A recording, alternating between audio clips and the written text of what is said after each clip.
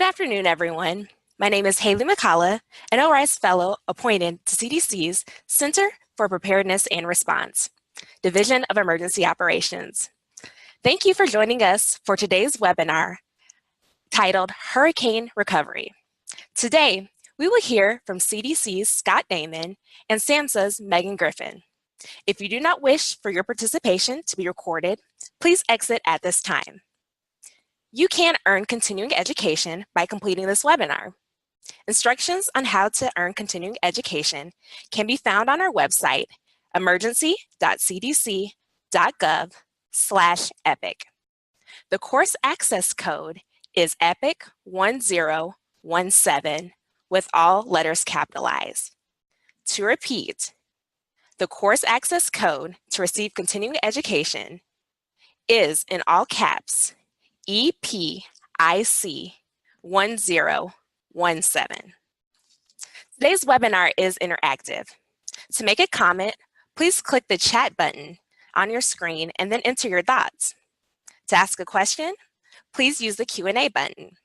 The Q&A session will begin after both presenters have presented. We are very fortunate to have two presenters today. Scott Damon is our speaker from CDC.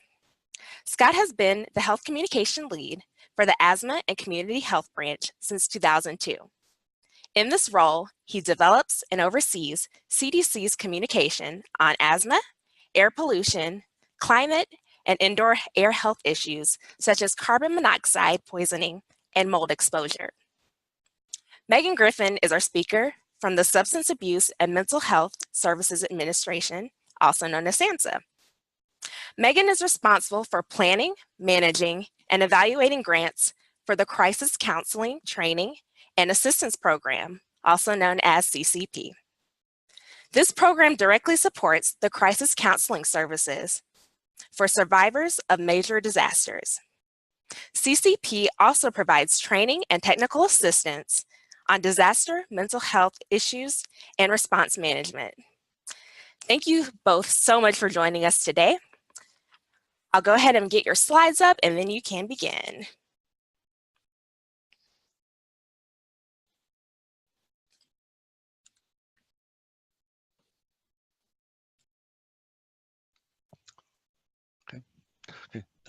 Thank you, Haley. Good afternoon, and thank you for everyone who's online. As was noted, I'm the Health Communication Lead for what's now the Asthma and Community Health Branch. Some of you might remember as formerly the Air Pollution and Respiratory Health Branch, which changed the name within the past year. And I've been there since 2002 and been doing emergency responses of various kinds for CDC going back to 2001. Next slide, please. So what we want to talk about this afternoon, and what we're going to talk about, is the communication response to some of the common post-hurricane hazards.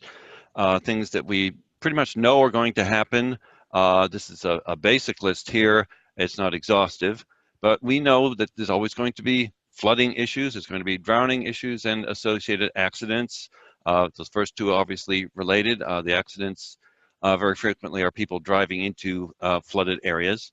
There will be power outage issues along the lines of carbon monoxide poisoning and electrocution from downed power lines. There'll be cleanup issues in terms of mold exposure, in terms of injury prevention, also safe food and water issues, and some infectious and chronic disease issues. Next slide, please. So this slide actually talks about last year's 2017's hurricane season. You can see it, the graphic follows the basically 4-week period, although obviously there was a considerable aftermath after September 21st when the hurricanes were going through. And when we made this slide, one of the captions for it was that 2017 was an unusual year because 7 of the 13 named storms were intense enough to become hurricanes. But just the other day, I was looking at the Weather Service site, and so far this year, 7 of the 14 named storms have become hurricanes. And we're definitely not out of the hurricane season yet. Some of you will recall that back in 2012, Hurricane Sandy hit right around Halloween. So not all of these make landfall, but again, 2 years like this in a row, these are 2 years that would probably be in the top, say, 18 or so of the past 170 years for hurricanes. Also this year, we've had a hurricane in Hawaii, which isn't unheard of, but is somewhat unusual. A cyclone hit Guam. We've had some significant tropical system flooding moving in from the Eastern Pacific into the Southwest US. A few instances of non-tropical storm associated flooding in the upper Midwest and elsewhere.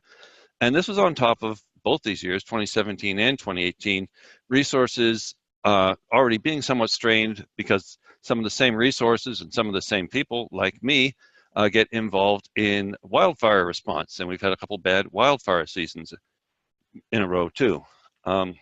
Next slide. So, like I said, we know things are going to happen, like flooding and drowning, things like that. So we have an idea of how we're going to be responding before the storm hits.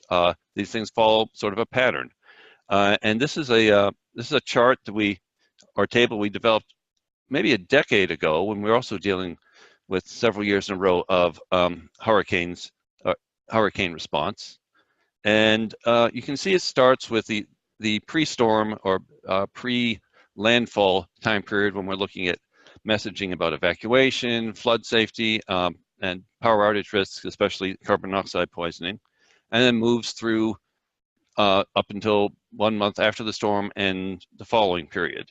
A couple caveats to this: we've made a couple adjustments to it. We actually do the mold messaging a little earlier than 2 to 4 weeks. This usually start more like 1 week post the storm, and the carbon monoxide messaging actually continues as long as the power outages continue. So in Florida, we're certainly going to be continuing a while longer with that this time around. And obviously Puerto Rico last year, we continued for quite some time with that. A second caveat is, of course, that each event has its own unique aspects. In Puerto Rico or the Virgin Islands last year, there were definite infrastructure issues, not only with the electrical grid, but also with some of the housing stock and the building stock. In the Carolinas this year, we've been concerned about hog farms and coal ash pits overflowing into the riverways and streams. And in Florida, last week, we were concerned some of the areas where Michael came ashore, we were concerned that the red tide, which was already there, would be stirred up more by both the storm surge and the wind. Next slide, please.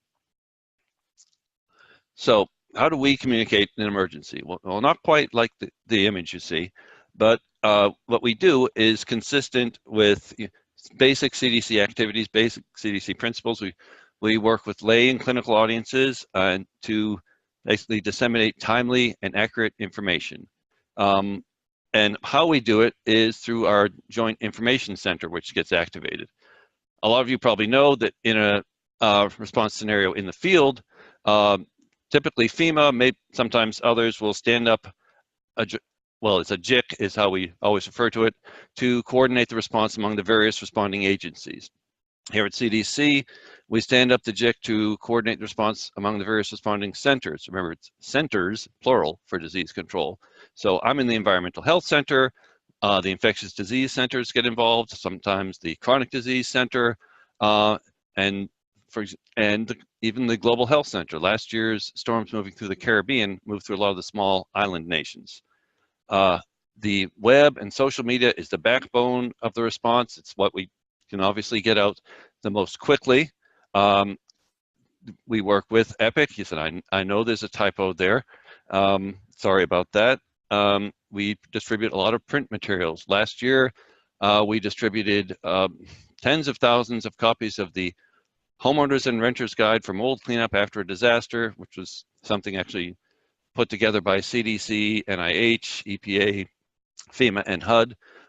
We printed them, laminated them, and shipped them out to disaster recovery centers and similar places for further distribution. And we do a lot of clinician outreach. Most typically, that's through our Health Alert Network, and we sent out a notice on the Health Alert Network last year, and this year we've sent out one on carbon monoxide poisoning so physicians and others having this present in, say, an emergency room will be able to recognize it, and diagnose it properly, which both enhances the treatment of the individual in front of them, but also flags them to know that there might be other people back at that house that are getting poisoned. And of course, it helps with surveillance because it helps with reporting of CO cases. So again, we work with lay and clinical audiences. We also work with the news and social media. We both track what there is showing up there and of course respond to inquiries and interview requests.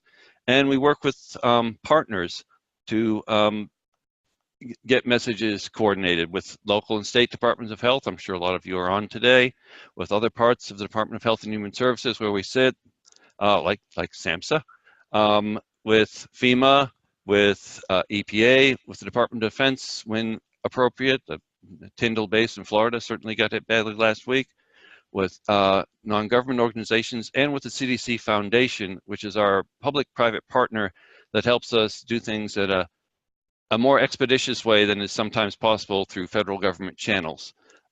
Best example I can give you of that actually isn't a hurricane response, but back during the Ebola response, which is unbelievably 4 years ago now, they were very helpful in getting things printed and distributed in a rapid way in the areas where we were working in Africa. Next slide, please. So just to get into what some of the major topics or the major dangers are, flooding and drowning, like I said, is probably number one, certainly has been this year, and this includes people, basically people who ignore what that sign says on the slide and drive into that flooded road. It's preliminary data, but we do think in Florence, that's probably going to be the number one cause of mortality this year is flooding and drowning deaths. Next slide. We also know that carbon monoxide poisoning is always a major cause of mortality in these events, or actually in the aftermath of these events. Basically, people will use portable generators as well as things like a charcoal grill, a camp stove, or a gas oven for power, for heat, for cooking, and use it indoors. The image you see here is some material that we developed based on some research I did maybe 8-10 years ago, qualitative and quantitative work, and we distributed a lot of copies of this during the hurricanes, especially last year. This is very based in audience research, but it also emphasizes the 3 points we made for CO poisoning in emergency situations for even years preceding that, which basically boiled down to what I've called the 3 Ds, 3 D words, that CO is deadly. You need to keep the generator outside at a distance of at least 20 feet from any window, door, or vent, and you need to be using a carbon monoxide detector. And of course, in this case, it's one that's working on a battery since the power is out. Just point out quickly too, all the CO materials are available online at cdc.gov/CO. Next slide. Other power outage issues include fallen power lines, where the message is pretty simple: stay away and call someone. Flooded homes, people returning to their home, and maybe the water has gotten into the walls and into the electrical system, or maybe there's even a wire down. So obvious issues there. So those are safe cleanup issues. And then water damaged power tools. We had a unfortunate situation in the Carolinas this year that a gentleman using a portable generator was electrocuted when he plugged 2 extension cords together, and they were wet. So next slide, please.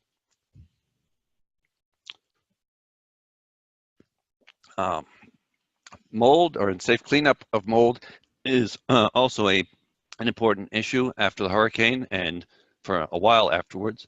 Our concern is that people do it safely, whether they're using bleach or something else. And so we recommend personal protective equipment like you see in the graphic here, for eye protection, for respiratory protection, for skin protection.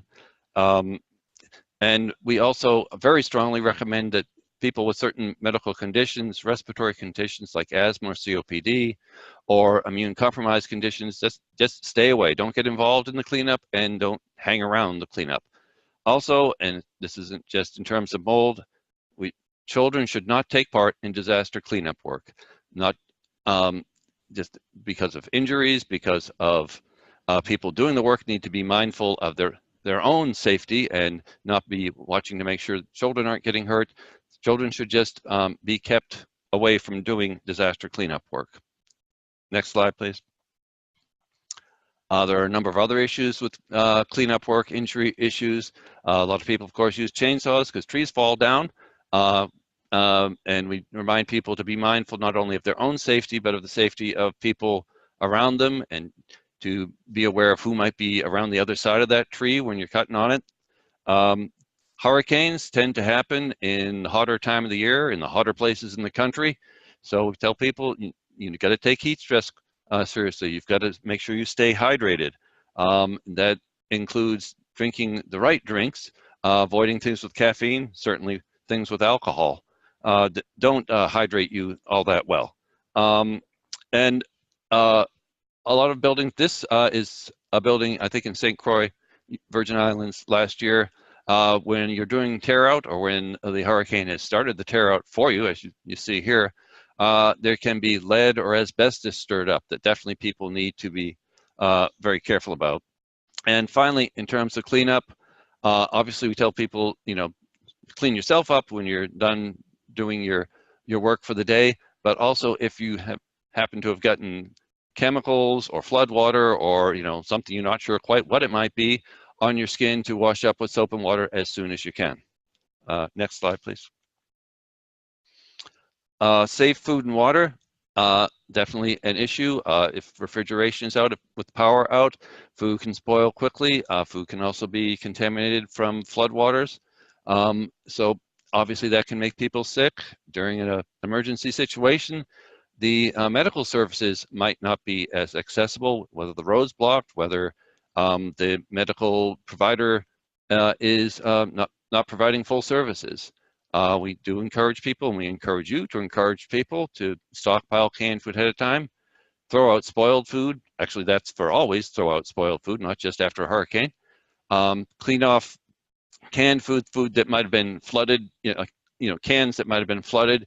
We do have instructions on our website. That one I don't remember off the top of my head, the URL, on how to clean those off so you can still open the can, as long as the can wasn't punctured or something like that. And finally, in terms of water, bottled water is best, boiled water second, and treated water is probably the third choice there. Next slide. Infectious diseases are always possible. Maybe they're not quite as definite as drowning and accidents, but we do know that various diseases can occur when sewage systems, water systems are disrupted, or when people are living in crowded conditions like a shelter, that if there was some disease that was endemic in the area prior to the storm, it can blow up to be epidemic fairly quickly. We do also note that mosquitoes will almost definitely show up, and sometimes they will carry disease, and you see the advice there. And also, of course, there are animals that get loose. There are wild animals who have basically been displaced from their homes, and there are dead animals after a storm. People should basically keep away from them, make sure their children are keeping away from them, and report them to the right authorities. Next, please. In terms of chronic diseases, the message is the Boy Scout message: be prepared. Not just gathering enough food and water, but also medical supplies for at least 3 days. And then to have with you, plan ahead if you can, and have at least a week's supply, hopefully more, of your prescription medications on hand. Also to have your important medical records if you're not evacuating someplace safe, if you're evacuating with you, so if nothing else, that you can get your prescription renewed if that's important, if that comes up, rather. Some of the diseases we look at, this is the asthma page, but we also look at cancer, diabetes, epilepsy, high blood pressure, and other things as important chronic diseases that people need to be prepared for. Also need to remember that medical services can be compromised after a a storm like this. Obviously, the loss of power can compromise things like cold chain for medication storage, including for people who keep their own medication at home. There can be disruptions to smaller clinics, dialysis clinics, and then people who do like in-home dialysis or have oxygen tanks, like someone with COPD. Obviously, if you don't have power, you're going to have problems with that. In addition, some smaller clinics and some ambulance services might have evacuated their staff. And so that can definitely be a problem for both chronic diseases and injury. Next slide. This is the next to last thing I want to bring up. This is also a picture from St. Croix last year. People who look really closely into the corners can figure out that's a Home Depot. And we work with Home Depot and other businesses, retailers, to try and amplify how we get the message out. What you see here is a display of what we recommended people pick up for mold cleanup. If you look on the bucket, you probably can't read it, but it just lists what people need to get in the store, including a bucket.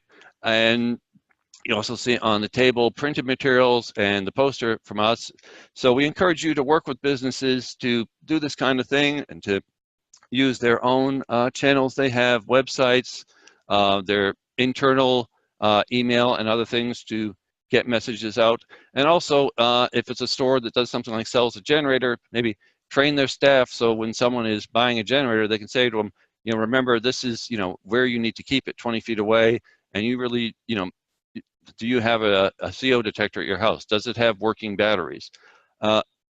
And we would encourage you to, try and do that sort of thing as well. Next slide, please. Finally, there are long-term recovery issues. I don't remember, I think this picture is from Hurricane Sandy. Mold is definitely a long-term issue. Look at this picture, it's all the way up into the ceiling. And long-term cleanup issue. Housing can be an issue as well. One thing don't necessarily always think of is that rental housing can become in short supply after a severe emergency. And so you might have some housing issues. Electric power can take a while to restore. We certainly saw that in Puerto Rico last year. There's going to be some pockets in Florida where that seems to be happening as well. Agricultural and industrial waste can overflow not just into the water, but get into the soil. And finally, there are mental health issues, but that's the next speaker's province. So I will just say, last slide, please. Thank you, and Megan. Great, thank you, Scott. So as mentioned, my name is Megan Griffin, and I am a federal project officer with the Crisis Counseling Program, which is on the Emergency Mental Health and Traumatic Stress Services branch at SAMHSA. Next slide, please. So in this portion of the webinar, I'll start off by defining what we mean by disaster behavioral health, and then describe some of the services that we provide at SAMHSA. We'll review some common reactions to disasters in adults, children, and the community as a whole, and then I'll share all of the resources that we have available here. And we know that disasters do affect people all across the United States and around the world, and I do want to acknowledge that some of you may be currently experiencing a disaster or traumatic events in your community, and that you may also be preparing or responding to or recovering from a disaster. But we have lots of resources that are available to you. And I also want to highlight this picture here is from one of our programs that's actually currently serving in Puerto Rico. They call their program Proyecto Anímate, which means Project Cheer Up in Spanish. And this picture is of a crisis counselor providing some one-on-one support to a disaster survivor just after Hurricane Maria. Next slide, please. So the definition that you see here comes from the Office of the Assistant Secretary for Preparedness and Response, or the ASPR, at Health and Human Services. And at SAMHSA, what we like to highlight is that it's the combination of mental health, substance abuse, and stress management services that really make up the crux of disaster behavioral health. And the services that we provide can run the gamut from just basic support to education about common reactions, coping mechanisms and methods, and then, of course, linkage to resources for professional behavioral health, more long-term clinical services to disaster survivors as necessary.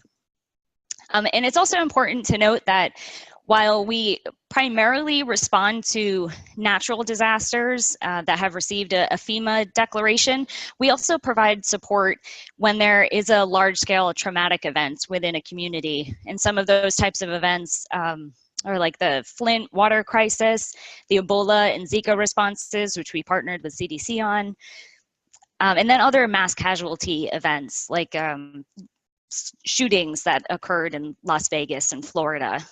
In all of those types of incidences or events, our main focus is to help assist survivors in understanding the situation and the reactions that they're having to the event, to help them regain a sense of mastery or control over the situation, identify, label, and express their emotions, adjust to the disaster and the losses that have occurred as they adapt to their new normal, managing their stress and developing effective coping strategies as they're moving forward, especially when it comes to making decisions and developing action plans for what needs to happen next, because recovery can be a long-term process.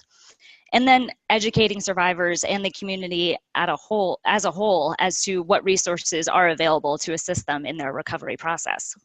Next slide, please. So as I previously mentioned, SAMHSA's primary crisis counseling program, our official title is actually the Crisis Counseling Assistance and Training Program, but we're more commonly known just as the Crisis Counseling Program, or the CCP. It is a FEMA-funded program, and it's administered through an interagency partnership between SAMHSA and FEMA, so we work on it together. And it is a grant program. So the eligible grantees are the states, U.S. territories, and federally recognized tribes that have received an individual assistance declaration from FEMA. And the primary focus of this program is to provide short-term behavioral health support when the disaster response exceeds the state's, tribes, or territories' capacity to serve the community. And it typically lasts for up to 1 year. But as I'll discuss a little bit later in this presentation, sometimes recovery goes on for a bit longer than a year. So we make adjustments accordingly. But the states or the tribes or territories, whoever has received the disaster declaration and been awarded the grant, then will partner with local community mental health service agencies that are within their jurisdictions to actually provide the services. And we typically use a paraprofessional model to provide those services. So the crisis counselors themselves are not required to be licensed clinical professionals, but will receive all of the training necessary to help them provide the services and make referrals to further services as they're needed. I do want to highlight that clinical behavioral health treatment and diagnostic services are not a part of this program because we use mainly paraprofessionals to provide the services. So they're not required to make a diagnosis or provide direct long-term clinical treatment themselves, but they can make referrals to programs and other services that are available if that is needed for the disaster survivor. Next slide, please. So the information that you'll see on the next few slides will portray some of the common disaster reactions that you'll see first in adults, and then I'll talk a little bit about children. So everyone who experiences a disaster will be affected by it in some way, but not everyone will experience it in the same way or have the same reactions. So we do know that there are some common reactions across the board in a few different categories, and I'll highlight each of the reactions in the physical, cognitive, emotional, and behavioral categories over the next few slides. But I do want to highlight this tip sheet that you see here on this slide, this is one of our tip sheets that's available through the SAMHSA store. And it is titled Tip Sheets for Survivors of a Disaster or Other Traumatic Events. And this one focuses particularly on managing stress. We do have many other tip sheets and a few others that I'll make sure to highlight throughout my presentation. And most of these, but not all of them, are available in multiple languages as well. Next slide, please. So as I mentioned, you'll see a variety of reactions to the disasters and the stress related to the disaster. And in the physical category that you see on the left-hand side of your screen, what we typically see are reactions like digestive and appetite issues, trouble sleeping, sweating, or chills from someone who's not typically sick or has, you know, reaction to an infectious disease, as Scott had mentioned. For cognitive reactions, what we typically see are survivors express as though it's harder for them to think things through and to solve problems and go about the everyday tasks that usually require their concentration or memory. In the disasters or their aftermath, you also see a heightened sense of worry and just the ability to make decisions kind of on the spot is much more difficult than it previously was. You really see these effects start to take place in the immediate aftermath of the disaster, when you are starting to see some of the FEMA assistance come into a community, and disaster survivors are asked to start to register for assistance. They need to make decisions about contacting their insurance provider, finding all their paperwork and documentation, meeting with the inspectors, and just thinking through all of those processes can start to become very difficult for someone who has recently experienced a disaster. So you will also see heightened emotions start to express themselves. Along with anxiety, fear, and sadness, you also see a lot of anger within the community. And sometimes disaster survivors may notice that they feel as though their emotions are missing altogether. They feel a sense of numbness and disconnection with the event that's occurred. They almost feel nothing at all. Behavioral changes that, or behaviors that had once been typical are now starting to change as well. So you'll see sleep patterns, drug and alcohol use, also anger patterns, and start to shift and change as a person has been affected. And they may become much more or less active than they typically were. So they may not want to do anything at all because they just can't mentally process through the situation that has greatly affected them. Next slide, please. So children and teenagers can experience all of these same effects that we see in adults, but we often also see that their reactions vary by age. Especially in younger children, we often see that they take a step back or two in development. So they're losing skills they had recently acquired. For example, small children who had recently stopped sucking their thumb may start doing that again, whereas slightly older children, like adolescents or youth-aged children who had recently taken on responsibilities like doing chores or taking care of a pet, may not be able to do those same types of responsibilities that they had once done before the event. We do offer this tip sheet specifically for helping children understand the situation that they've gone through and help them cope with the effects of the event itself. And then the other thing that I really want to highlight with this tip sheet is that it provides some conversation guides and prompts to help start that conversation with children and youth that are at an age appropriate level for the person that you are having this conversation with, because sometimes that's the most difficult thing to do, is just where to start the conversation. So next slide, please. Some of the other reactions that we often see in young children, that they may become afraid of the dark, afraid of monsters and strangers. In older children, we also see the separation anxiety start to come back. They start to fear leaving their parents or caregivers when they're going to school or visiting friends. That's something that may not have been present before the disaster, but it's something that you can expect to see afterwards.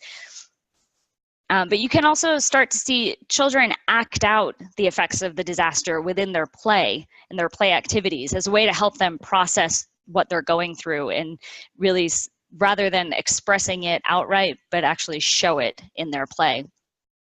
And then also, like adults, you expect to see behavioral physical changes as well as changes in emotions and their typical reactions.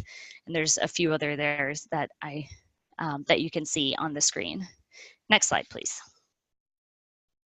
So on a more optimistic note, in disaster behavioral health, we often talk about the many, the some, and the few. And the good news is that many disaster survivors are naturally resilient, and they will recover over time without any formal intervention, just by connecting with the natural support functions that are available to them within their community. And those are systems like their family, clergy, classmates, teachers, coworkers, and just community organizations or agencies that may be readily available and accessible right now. Some folks will require a little bit more outreach and support in understanding what they're going through and developing a plan to get them through the process. And so that's the area that we really like to focus on. And then a few disaster survivors will have a very severe reaction and will require some referrals to more clinical mental health or substance use services or treatment services in long-term care.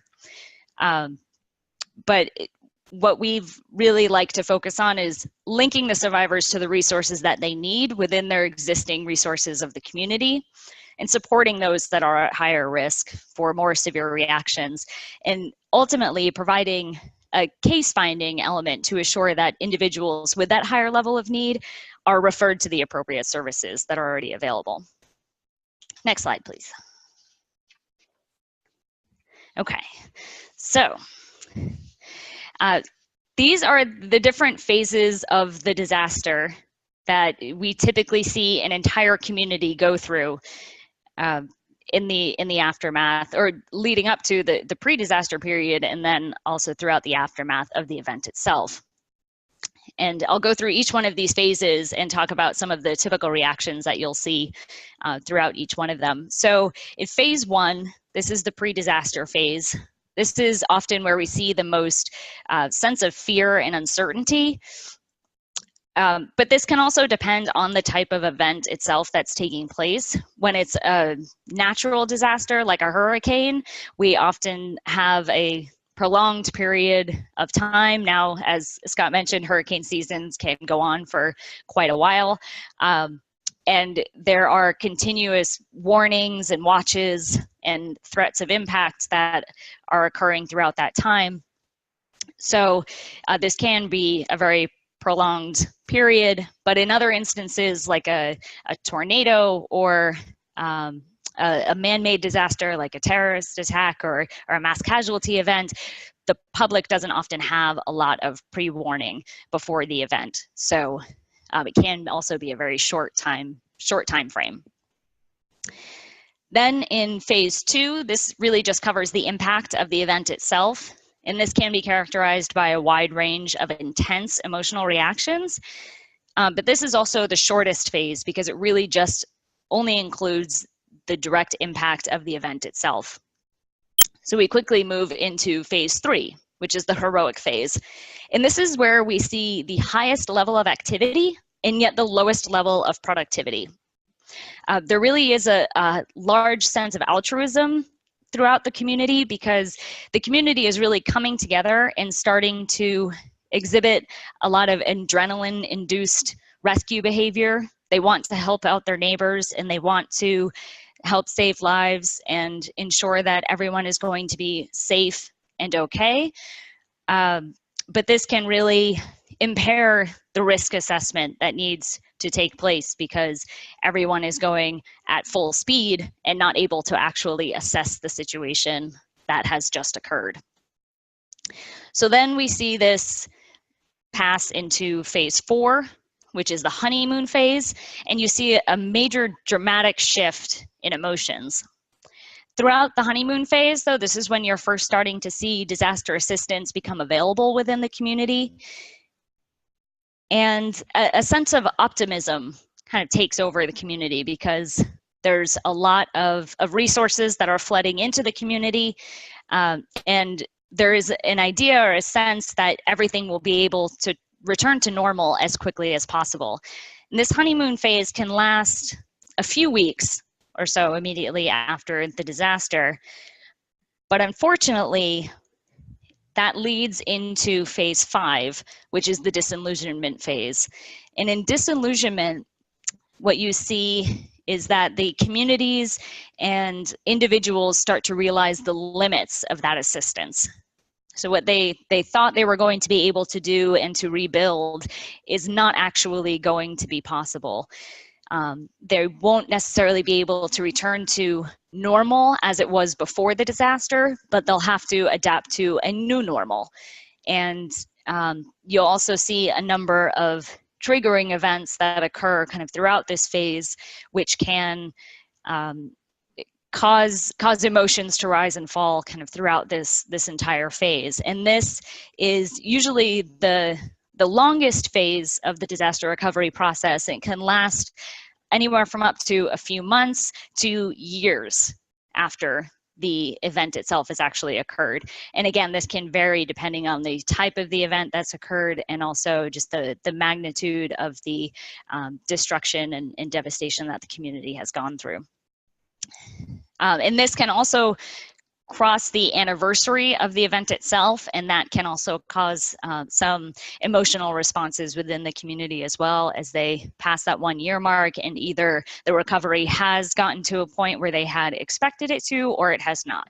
And that's usually a very significant triggering event as well. But as they then finally move into phase 6, which is the reconstruction phase, this is where we generally see the first sense of recovery within the community. And the community has taken the responsibility to rebuild their lives and starts to adjust to that new normal while continuing to grieve the losses that they had experienced from the disaster. But they really can start to reconstruct what they have and acknowledge the losses that have occurred throughout this phase. And again, the reconstruction period can last years after the disaster itself. Next slide, please. So this is the final tip sheet that I will highlight for this section, although I will talk a little bit more about all the rest of our resources that we have available. But I do want to highlight the tip sheet that we have specifically for grief, and this is the tip sheet for survivors. We also offer this tip sheet in a format that is directed towards the first responder community as well. And you know, whether a disaster is natural or human caused, grief and loss of loved ones can be compounded by the sorrow and anger of your loss of homes or possessions, and you know, as well as a sense of fear or anxiety at the loss of safety and security that you once had within the community. So everything that you would typically expect to feel through the grieving process is just compounded and elevated after a disaster. But what we've also seen in some cases is that meeting the immediate physical needs after a disaster often takes priority over grieving for the loss of lives of loved ones or friends and family. So this process can be delayed or prolonged as well. So someone who may typically experience grief through a relatively quick process will see this elongated even further after a disaster. is because you have to make sure that your safety and security comes first, and dealing with the immediate safety of yourself after a disaster usually takes the first priority. But some of the tips that are often highlighted within this tip sheet is that making sure that you have someone to talk to that understands you and respects your situation of how you feel after you've experienced this loss. So we often recommend that you reach out to your family members and friends or faith leaders or whoever that you trust within your community to really help you cope with this grief. And recognize that you still may have these feelings after a very long time, and that it's okay for this process to be much longer than you typically would expect it to. So you really want to make sure that you take care of your physical health as well as your mental health by exercising, eating healthy, getting enough sleep, and also allowing yourself to feel joy and sadness at the same time. That is often something that we see is overlooked. So grief doesn't always have to be about sorrow and heartache, but can also be about the good times as well. Next slide, please. So if you do feel that you need immediate help or someone to talk to, we do have a few resources available. The Disaster Distress Helpline is always available 24/7, 365 days a year, and can provide immediate crisis counseling and also referrals to behavioral health treatment centers and support systems that are currently in your community as well. It is a networked call center that can identify or help you identify what the best resource is that's closest to you where you currently are. This is a toll-free 1-800 number that you see here on the screen. They also have a texting capability. It is available to all the US states and territories and tribes, although there also are some territories where it can be a little bit difficult to connect to. So sometimes the territories have their own local phone lines as well. But of course, this number is always available. And then we also like to highlight another resource that's not actually run by my team, but is always available is there's a SAMHSA resources, the National Suicide Prevention Lifeline. They are also always available 24/7 and are linked directly with the Disaster Distress Helpline. So if anyone is experiencing any thoughts or of suicide or just like more information about them, they are always available as well. Next slide, please.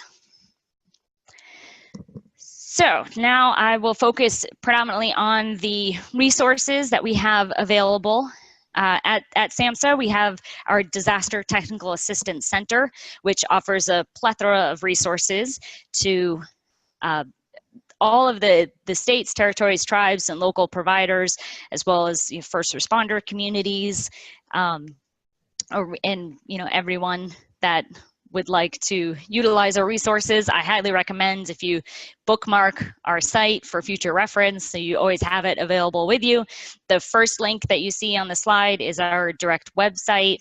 The second link is the SAMHSA store, which links for all of our tip sheets and printable publications that are available. And then we also have our disaster app, which is a critical resource for first responders or behavioral health providers, really anyone who wants to be able to take the information with them on their phone. It links to all of our resources as well. Everything that's available on our website is also available through our app. So next slide, please. As I have been mentioning throughout this presentation, we have a number of tip sheets. We also have some guides and pamphlets that are available.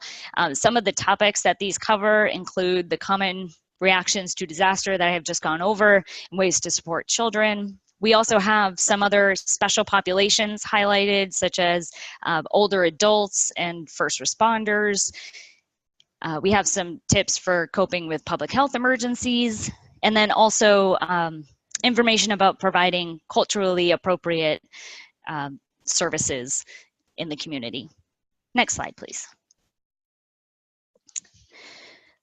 So One of our largest resources that we have is the Disaster Behavioral Health Information Series, or DBIS.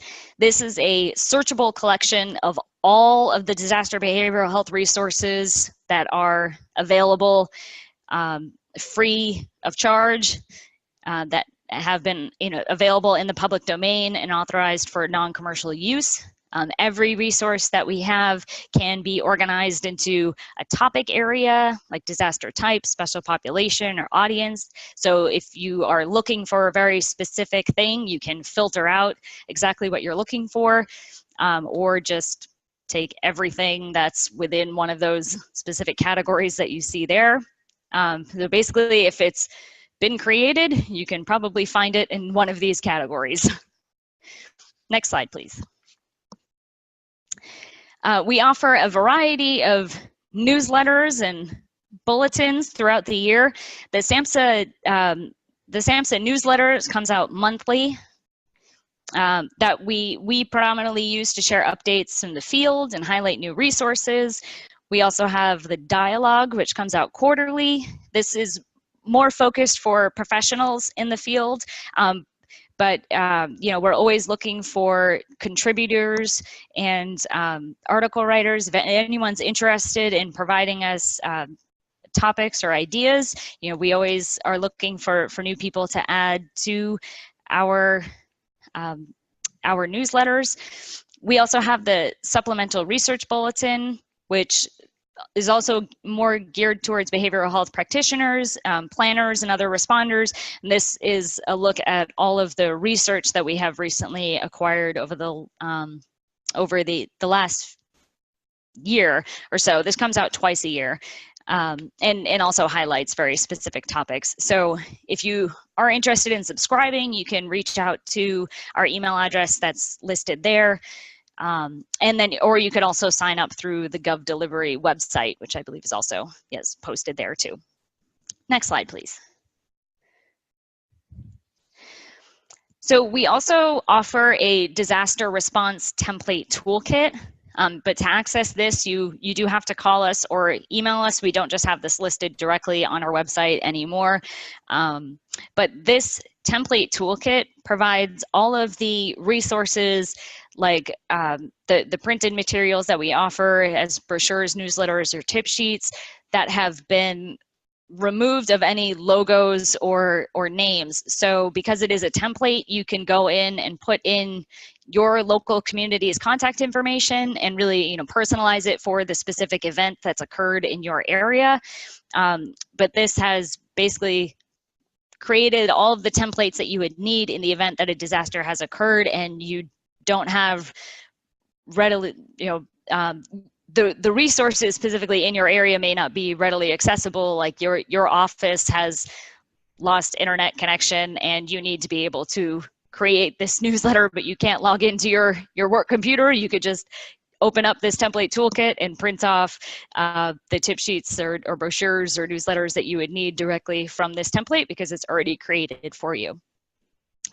So this is a great resource to have in the event that a disaster has just recently occurred in your area. Next slide, please. And then finally, I would just like to highlight some of the webinars that we provide at SAMHSA and also the podcast series that we have available. We've produced a number of these over the years, and we also have them on our website. They're available for future use. We've done some specifically on planning and resilience, and cultural awareness is a really popular one as well. And so all those can be found on our website. That's listed there. And next slide, please. Yeah, okay. And so this is our contact information for the Disaster Technical Assistance Center and our phone number that's listed there, as well as the main SAMHSA website and phone number. That is the end of my presentation. I believe I turn it back over to Haley. Thank you so much, Megan and Scott, for wonderful presentations. Though we are close to 2 p.m., we're going to go ahead and get through as many Q&A questions as possible because we have a lot of great questions. So, Jonathan, can you go ahead and give us our first question? Certainly.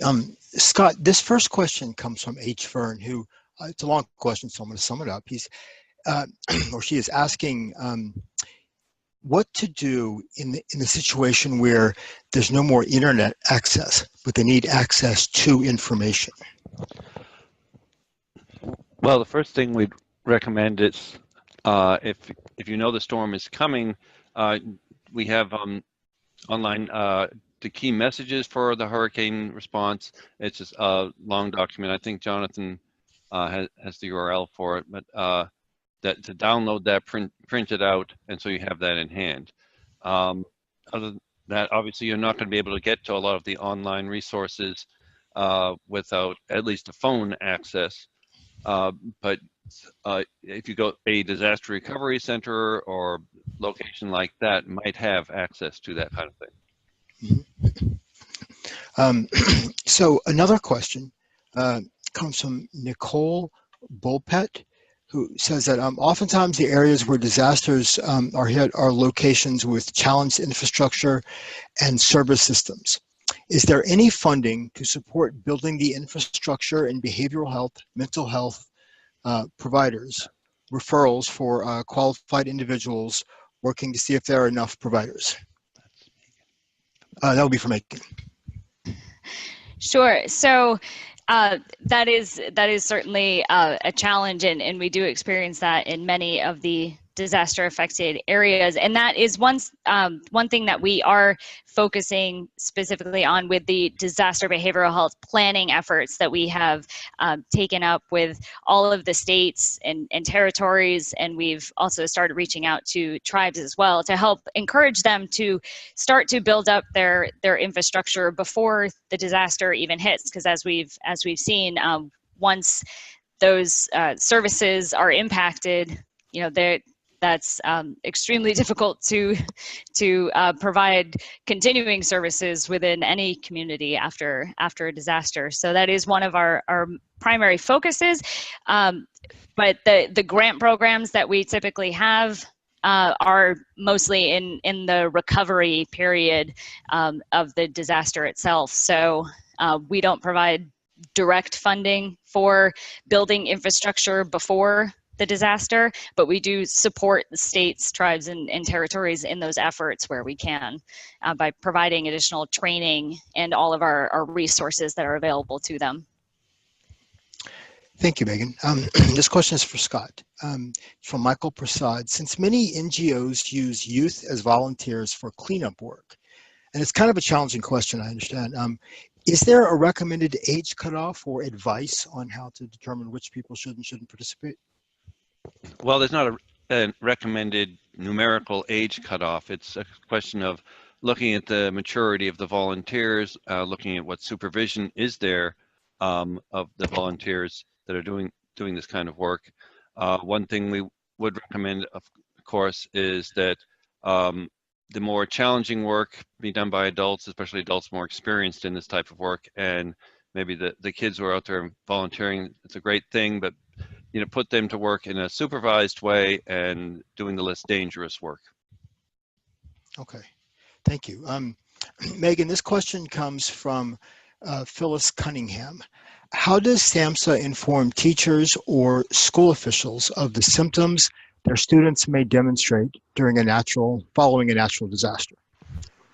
So we often encourage the states and the local behavioral health providers that are directly providing those services to partner with the schools and the Department of Education in each one of those states to ensure that they have access to the school to provide those services, and also can train the teachers of what to expect and how best to help their students cope with what they'll see in a disaster. And then also ensuring that the schools that a lot of the students in the disaster impact area may also have to move to a different school location. And so sometimes we'll see them, having to go to a completely new school where they may not have their same friends around or the same teachers they had before. And so we also want to make sure that that new school that they're going to also has all of the resources available to them. So that is something that we highly encourage. We note it in our program as one of the primary special populations that we really encourage the crisis counselors to reach out to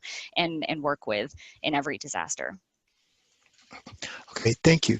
Megan, this is another question for you. Does SAMHSA have material for disaster volunteer/service workers in preparation for deployment or returning for deployment? Yes, so a lot of that is readily available on the disaster app that we mentioned. There is a section that's specifically for disaster responders. So if you work for a voluntary agency, you don't just have to be a first responder like a police officer or a firefighter, but any type of disaster responder. There are resources specifically for them, and then also some just generally for the general public. And now actually I believe on our DTAC website as well, we have a section that specifically that you can click on that will specifically bring you to all the resources that are geared towards the responder community too. So we have all of that kind of filtered out under that section. Thank you. And Megan, there's two related questions that I'm going to combine. And they are, do you have any statistics on how many people generally seek behavioral health care after a hurricane? And then also any statistics on the incidence of suicide after a hurricane?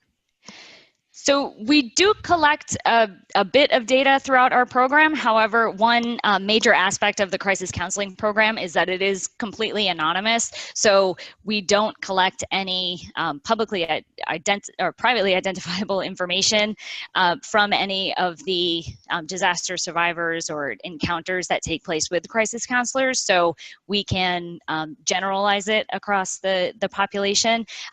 But in specific disasters, we do often, because we work directly with state mental health and public health agencies, as well as the local providers, we are able to often collect or look at some of the data that they collect as well. So in certain cases, that kind of data is available. I don't have it with me at the moment, but I think that is something we might be able to follow up on if that person who asked the question is able to send us an email.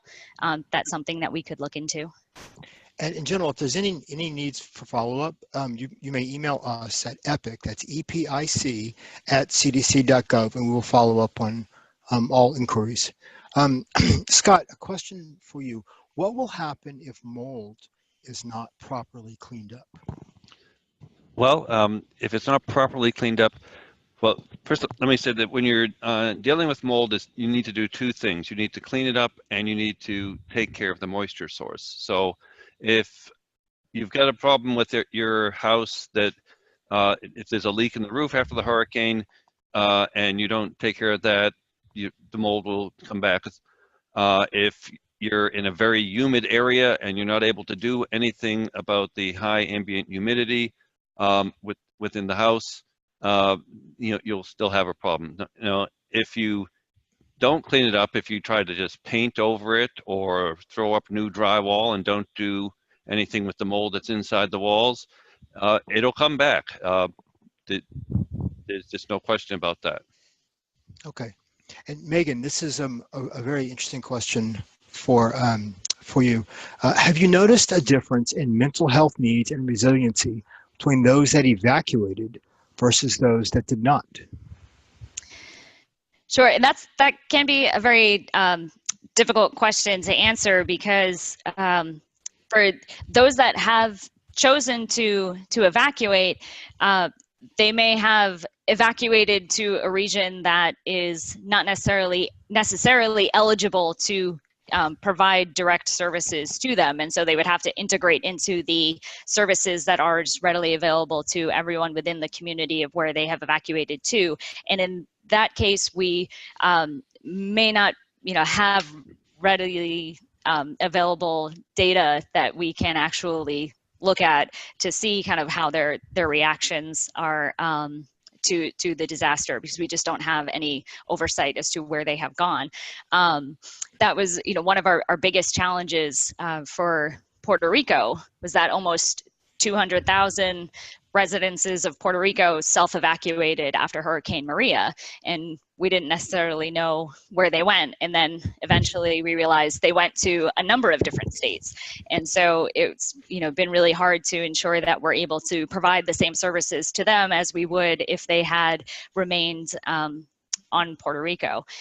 So one of the major things that you know, we also see is that the evacuation process can compound the reactions that you would typically see after a disaster. So you're experiencing not just a loss of some sense of the safety and security of the community, but you're moving to a whole new place, and that has a completely additional set of stressors that are attached to it as well.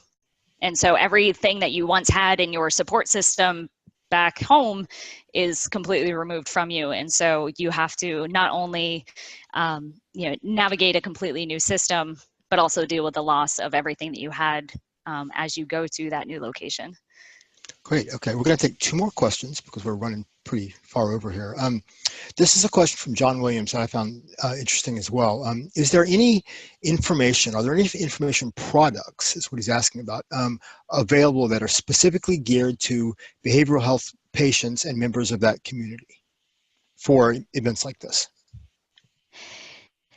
So we generally have most of our resources for disaster survivors are more generalizable to just the general public of disaster survivors. I can't think of any off the top of my head that we may have geared towards specifically those already receiving behavioral health services, but I may have to follow up on that.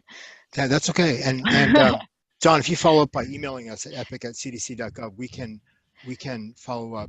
It's a great question, though. It is, absolutely. Good follow up for us. And then finally, this question will actually be for both of you. Do you have any suggestions for engaging community members in organizing disaster preparedness and resilience efforts? She's talking about overcoming the sort of avoidance of preparedness issue that seems to be an ongoing challenge. And I'm guessing this would be both physical resilience and the sort of social and emotional side. That's important as well. Scott, can you go first? Sure. Well, the first thing I'd say is going back to one of my slides. You know, work with the business community in your community to set up something so they can organize how they can help respond. Whether it's in terms of having the correct things in their stores, helping you get the message out. We have found that the business community is very open to being a part of this. The second thing is more basic public health. Don't necessarily go to individuals and try to do this, but go to faith-based groups and community-based groups. Civic groups are always very interested in engaging in this kind of thing, and so you have an already built-up group of enthusiastic people there. We have at Epic, we found the faith community to be incredibly helpful in this regard. And Megan, what about preparing for the emotional impacts? Sure. So I think one of the biggest issues is ensuring that you can lessen the stigma of talking about behavioral health issues within the community, and that behavioral health should be talked about is just as important as your physical health. And so just incorporating that language into all of your preparedness activities, I think, is really important. But I would also like to echo, just working with your local community organizations and the services that are always available in the community to help kind of spread those messages and make sure that word is getting out.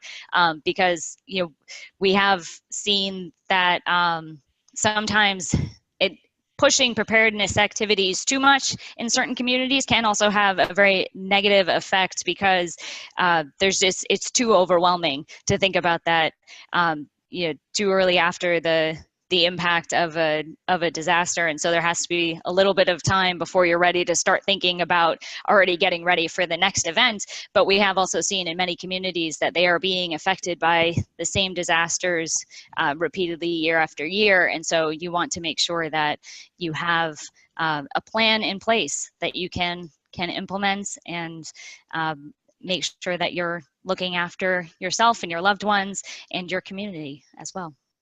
And just wanted to add, there's been some great suggested answers to this coming up in the chat too. Yes, absolutely. Yes, especially from A. Cole. My eyes are getting old, it's a little hard to read, but suggested fire departments and police have regular meetings and often welcome people coming to their meetings and can participate and comment in that way. And I think that's a great point. Thank you. Okay, and that's it, Ellie. Well, thank you very much, Jonathan, Megan, and Scott, for a very informative Q&A session. And thank you, all of our attendees, for your questions. I know that we went over, but if you still want your question answered, you are free to email them to epic@cdc.gov. That's EPIC@cdc.gov. And we're happy to forward it to either Megan or Scott. So as a reminder, today's presentation has been recorded and you can earn continuing education for your participation. Please follow the instructions found on emergency.cdc.gov/epic. The course access code is, in all caps, EPIC1017. Thank you again, everyone, and have a great day.